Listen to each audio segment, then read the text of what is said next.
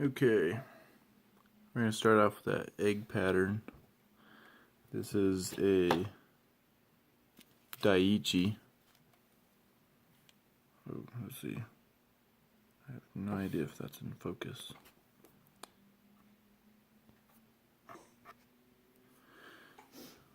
Daiichi number 6. It's a 2557 specialty hook.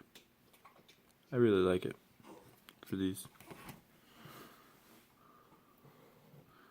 Just gonna clamp it down in my vise.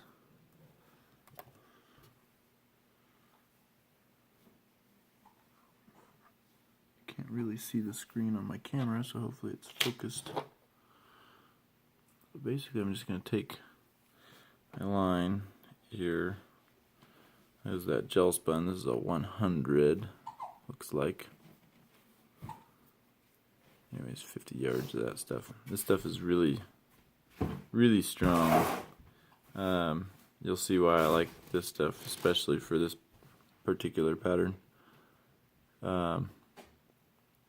Anyways, I think the most similar thing to this, that's not a fly tying thread, would be like that Fireline crystal. Really light test of that, because this is a super fine thread. Anyways, to get it started on that hook, I just start making a few wraps here, and then I wrap it right back over on top of itself a few times. See if I can find my scissors here. I just cut off that tag end.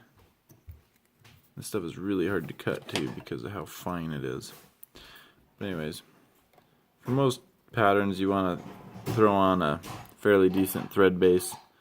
That thread base is going to grip that hook, and all of your fly tying material is in turn going to grip your... It's going to stick to that thread better than it will that bare hook. This is that McFly foam. Early Girl. I really like that color. It's a good all-around color for this pattern. Anyways, this stuff is just a big clump of whatever. Basically, what I'm going to try and pull off of here is just this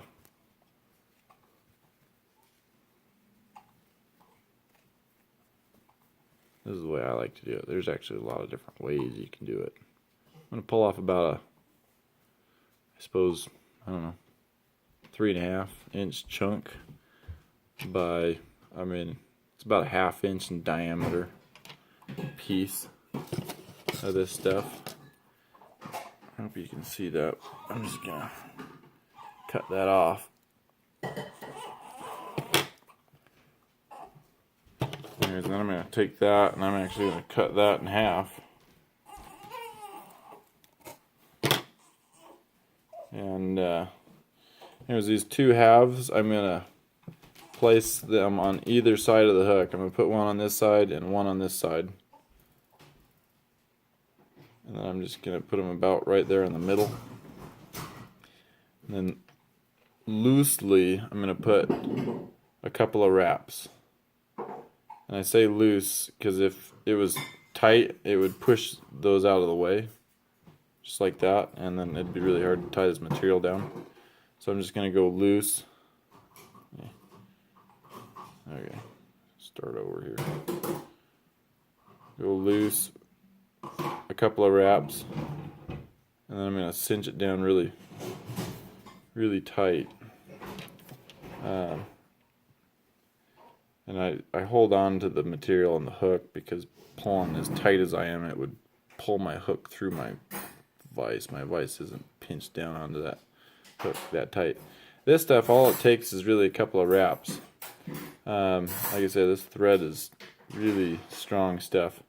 Now I'm going to separate these things back out here, and I'm pulling still tight down on that thread. I'm going to keep it tight as I swing it around onto that hook, and I'm going to keep it fairly close to where those other ones were and put in a few more wraps here.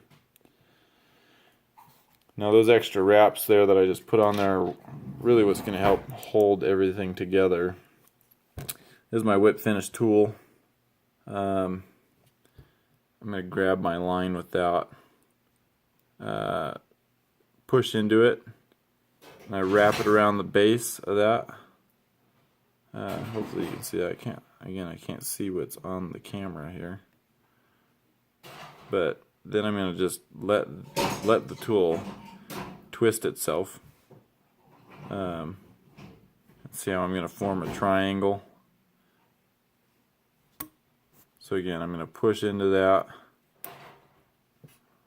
Oh, this is what I usually do. Now that I'm remembering, I hold this at first so it doesn't spin on me. Push that, wrap that, then I let it spin. Make my triangle, and then I come in, and I just start wrapping. With this gel spun, I can usually get about 9 wraps before it starts to get too tight to where I can't hardly pull that thread through anymore. I've got 1, 2, 3, 4, 5, 6, 7, 8, 9. And then you bring it in, drop it off of that hook, pull that through, and tighten it down. And I usually drop another 1 or 2 knots on top of that. 2, 3, 4, 5, 6, 7, 8 or so. Anyway, that'll be good enough for now.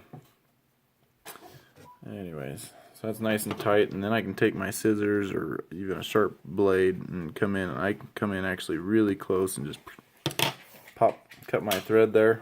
And here you've got this big fuzz ball, you know. And so now what I'm going to do is I'm going to take each one of those pieces. I'm going to rotate it here a little bit so you can see it. So here's one piece I put on one side, and here's the other piece I put on the other side. I'm going to make sure I got as many of those things as I can get. I'm going to take my scissors now. I'm going to pull this tight, stretch it out a little bit, and this is where you get to determine the diameter of your egg. Of course, the tighter you pull this, the more your egg diameter, or radius I suppose, because it's going to be half the egg, is going to shrink. You know, but might get a nice tight radius if you want to do that. So anyway, so I'm going to make this one a pretty small egg. Work my way through that stuff. So I just pulled a huge chunk of that stuff off. You know, I probably could have used smaller pieces to begin with, but anyways, I'm rusty. So you see I just rotated that. I'm going to pull it tight again, go about the same height on that.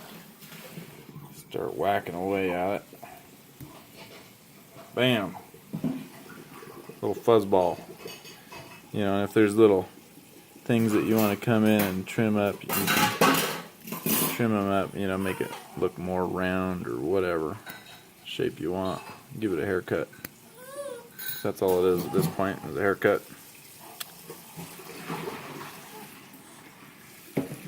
But anyways, that's essentially a glow bug pattern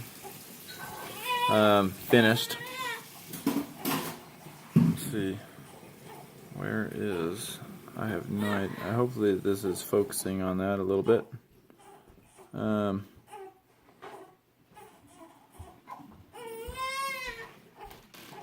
Anyway, so that's it.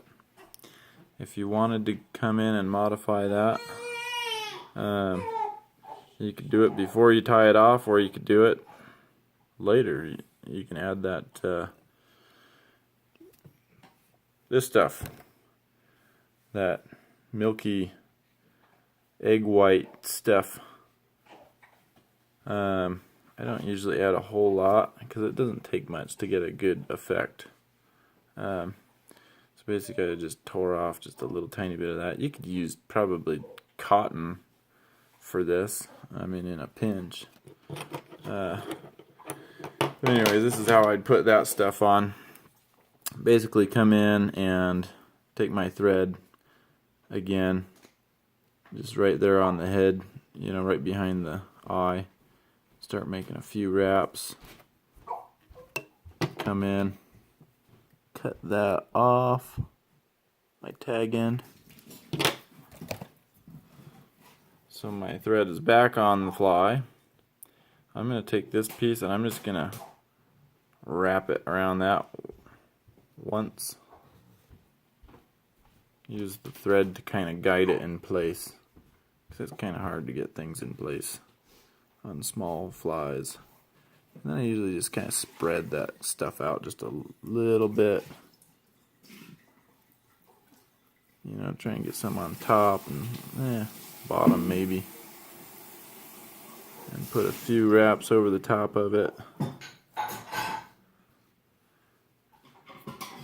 And then finish it off with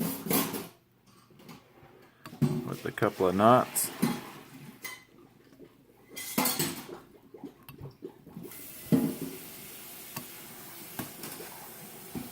Keep it nice and tight.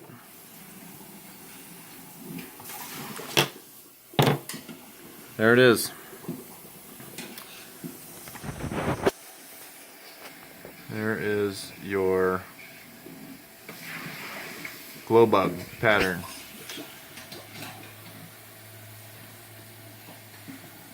Anyway, that's probably about my favorite size. That's actually a number 6 hook. You know, I often for the trout go with a number 8. That would be just a little bit smaller, in case I didn't get a good picture of that before. It's the 2557 number 6. Looks just like that right there. It's actually got a little bit of that twist in the hook. I kind of like that, you know. Just, oops. If that makes any difference. Anyways, give you a size comparison. There's my hand.